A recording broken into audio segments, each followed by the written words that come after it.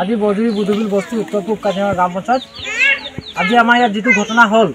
ৰাতি যোৱা ৰাতি নিশা প্ৰায় 3মান বজাত ডাঙৰীয়া বনৰীয়া হাতীয়ে আহি মানুহ এটাক মাৰি আক্ৰমণ কৰি মাৰি পেলালে। তাৰপিছত ডিঅ'পু ডাঙৰীয়াৰ লগত যেতিয়া কথা পাতিলোঁ আমি মোবাইলত, কৈছে ডিঅ'পু ডাঙৰীয়াই বোলে ইয়াত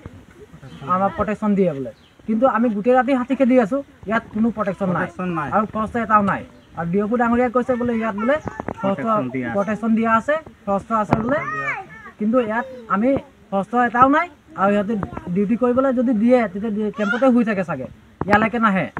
তো আমাৰ এটাই অনুৰোধ, এতিয়া যিজন মানুহ মৰি গ'ল সেইজনৰ যি প্ৰাপ্য পাবলগীয়া আছে সেইবোৰ পাওক, যদি নাপায় আৰু আমি প্ৰতিবাদ ল'ম। আৰু আমাৰ এই গাঁওখনত প্ৰটেকশ্যন লাগে আমাক, আৰু যদি প্ৰটেকশ্যন সিহঁতে দিব নোৱাৰে কিন্তু আমি বেলেগ প্ৰটেকশ্যন ল'লে মানে সেইটো কিন্তু প্ৰতিবাদ কৰিবলৈ সোনকালে এয়াৰ প্ৰটেকশ্যন লোৱাৰ ব্যৱস্থা কৰক, নহ'লে আমি বিহিত পিছত ব্যৱস্থা ল'ম। আৰু যি আজি ডেফু ডাঙৰীয়াই আমাক এই মাত্ৰক আমি ডেফু ডাঙৰীয়াৰ লগত নিজেই আমি কথা পাতিছোঁ, আৰু এতিয়া এই মাত্ৰ সমূহ ৰাইজে কৈছে যে আজিলৈকে ইয়াত কোনো ফৰেষ্ট ডিপাৰ্টমেণ্টৰ প্ৰটেকশ্যন নাই আৰু আজিলৈকে কোনো তেওঁলোকে সঁহাৰি ইয়াত নাই পোৱা। কিন্তু ডেফু ডাঙৰীয়া আটাইতকৈ মিছা কথা কৈছে। কিন্তু ডেফু ডাঙৰীয়াই যিটো মিছা কথা কৈছে, ডেফু ডাঙৰীয়াই কিন্তু ইয়াত সমূহ ৰাইজৰ লগত ক্ষমা খুজিব লাগিব, কিন্তু তাক নহ'লে আমি পাছত প্ৰতিবাদ কাৰ্যসূচী ল'বৰ কাৰণে বাধ্যতা হ'ম। কিন্তু যি মিছা কথা ইয়াত কৈছে আপোনালোকৰ যে ইয়াত মানুহ আছে, কিন্তু ইয়াত সমূহ ৰাইজে কৈছে যে ইয়াত কোনো ফৰেষ্ট ডিপাৰ্টমেণ্টৰ মানুহ আজি পৰ্যন্তলৈকে, ইয়াত কালি পৰ্যন্তলৈকে কোনো পৰ্যায়ত ইয়াত মানুহ আজিলৈকে নাই। সেই স্পষ্ট দাবী নহ'লে ইয়াৰ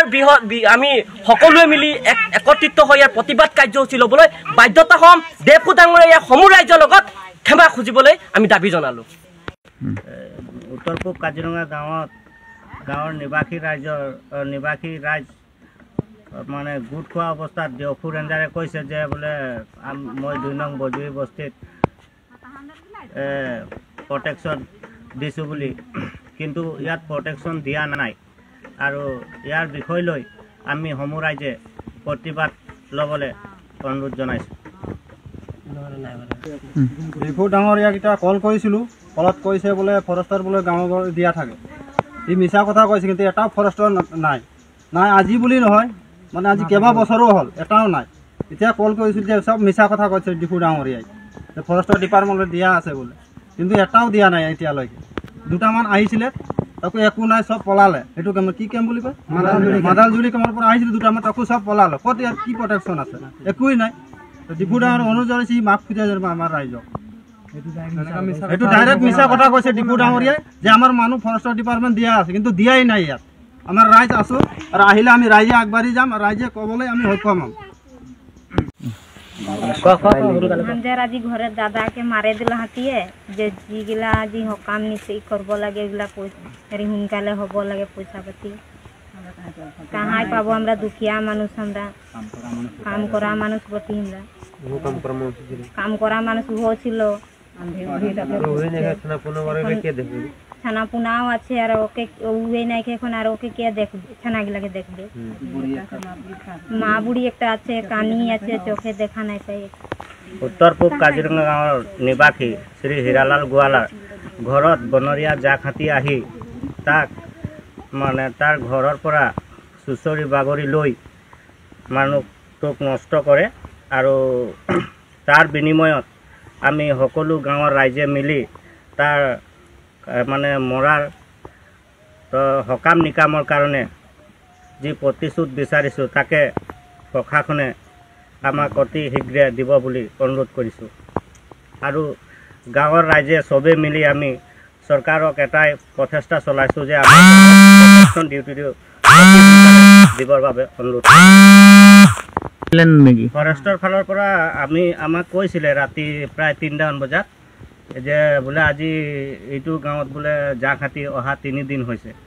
আমি গোটেই বছৰটো ধৰি আমাৰ হাতীটো ইয়াত দুইফালে যেনিবা দাঁতি কহেৰে কাজিৰঙা লাগি আছে, গোটেই বছৰ ধৰি আমি হাতীটো খেদিয়ে থাকোঁ, কিন্তু আমাক 3 দিনৰ কথা কোৱাৰ কাৰণে সকলো ৰাইজে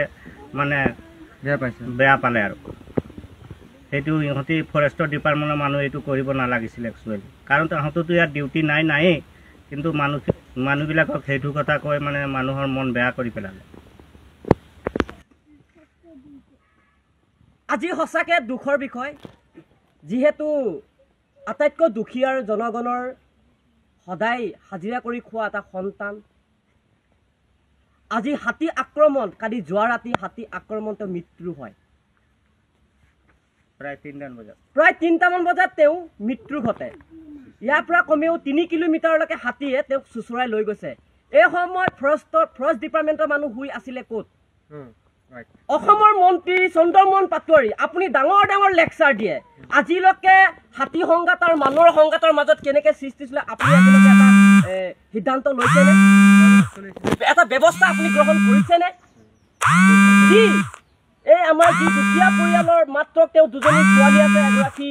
মহিলা আছে আৰু এগৰাকী চকুৰে নেদেখা এগৰাকী মাক আছে এতিয়া এই পৰিয়ালটোক চোৱা চিতা দায়িত্ব একমাত্ৰ আছিলে হিয়ালাল গোৱালা আজি সেইজন সন্তানকে তেওঁ হাতী মৃত্যুৰ মুখত পৰে সেই গতিকে অসম চৰকাৰক অসমৰ মুখ্যমন্ত্ৰী হিমন্ত বিশ্ব শৰ্মা ডাঙৰীয়া আপোনাক কৈছোঁ অতি শীঘ্ৰে এই পৰিয়ালটোৰ যি সা-সকামৰ ব্যৱস্থা চৰকাৰে যি দিব লাগিব অতি সোনকালে দিবৰ বাবে বৃহত্তৰ কাজিৰঙাৰ ভূমি মানক অধিকাৰ ফালৰ পৰা আমি দাবী জনাইছোঁ আৰু আপোনালোকে মাত্ৰ 4 লাখ টকা দি পেলাই যে এই দুখীয়া পৰিয়ালটোক আপোনালোকে কেতিয়াও সন্মান দিম বুলি কেতিয়াও আপোনালোকে এইটো নাভাবিব যিহেতু অকল 4 লাখ টকা দিলে নহ'ব আমি বৃহত্তৰ কাজিৰঙা ভূমি মানক অধিকাৰ সুৰক্ষা সমিতিৰ পৰা এটাই দাবী জনাইছোঁ পৰিয়ালটো 20 লাখ টকা দিব লাগিব আৰু এটা চাকৰি দিয়াৰ বাবে আমি দাবী জনাইছোঁ সেই গতিকে আৰু ৰেঞ্জাৰ ডাঙৰীয়া বোকাখাটৰ ডেফু ডাঙৰীয়া আপোনালোকে এনেকৈ ইয়াত অকল AC ৰুমত বহি থাকিলে অকল নহ'ব ইয়াত আহি পেলাই দুখীয়া জনগণৰ সমস্যা কি হৈছে হাতী কোনফালে যায় কাজিৰঙা হাতী আহি যে ইয়াত আজি মানুহ এজন মাৰিব কেনেকৈ পাৰিলে আপোনালোকৰ ইয়াত কি প্ৰটেকশ্যন নাই নেকি আপোনালোকৰ কি ইয়াত একো ব্যৱস্থা নাই নেকি আপোনালোকে অকল ডাঙৰ ডাঙৰ লেকচাৰ মাৰিব ডাঙৰ ডাঙৰ যিবিলাক দালালগিৰি আছে সেই দালালগিৰি ৰাজনীতি ক্ষেত্ৰত আপোনালোকে পৰি পেলাই আজিলৈকে দুখীয়াৰ কোনো সা সমস্যা লৈ আপোনালোকে দাঙি ধৰিব পৰা নাই এইটো সময়ত আপোনালোকে জানে আমাৰ দুখীয়া জনগণই যেতিয়া খেতি কৰে এইটো সময়ত এতিয়া ধান চপোৱা সময় আপোনালোকে এইটো সময়ত কোনো কাণ্ড জ্ঞান নাথাকে নেকি ইয়াত যে আপোনালোকৰ জীৱ জন্তু আহি ইয়াতে ধান খাব মানুহক মানে হত্যা কৰাৰ চেষ্টা কৰিব কিন্তু ইয়াত আপোনালোকৰ কোনো ব্যৱস্থা গ্ৰহণ কৰিব কিয় আজিলৈকে নোৱাৰিলে প্ৰটেকশ্যন আজিলৈকে কিয় দিব নোৱাৰিলে আপোনালোকক দেখিছোঁ গাঁৱে গাঁৱে বন্ধুক লৈ পেলাই অকল টহল দি পেলাই আপোনালোকে ঘূৰিবৰ কাৰণে ডিপাৰ্টমেণ্টৰ মানুহ ৰাখিছে নেকি ইয়াত এনেকৈ কিন্তু কোনো পৰ্যায়ে ইয়াত এবাৰ মানি লোৱা নহ'ব নহ'লে কিন্তু ইয়াৰ ব্যৱস্থা চন্দ্ৰমোহন পাটোৱাৰী আপোনাক অকল দুখীয়া জনগণে কিন্তু AC গাড়ী উঠি থাকিবৰ কাৰণে আপোনাক আমি দুখীয়া জনগণে ভোট দি জিকোৱা নাই কিন্তু দুখীয়া জনগণৰ যি প্ৰাপ্য আছে অতি শীঘ্ৰে দিব লাগিব আৰু 20 লাখ টকা ইয়াত দিব লাগিব আৰু এটা চাকৰি নিয়মীয়াকৰণ দিব লাগিব বুলি আমি দাবী জনাইছোঁ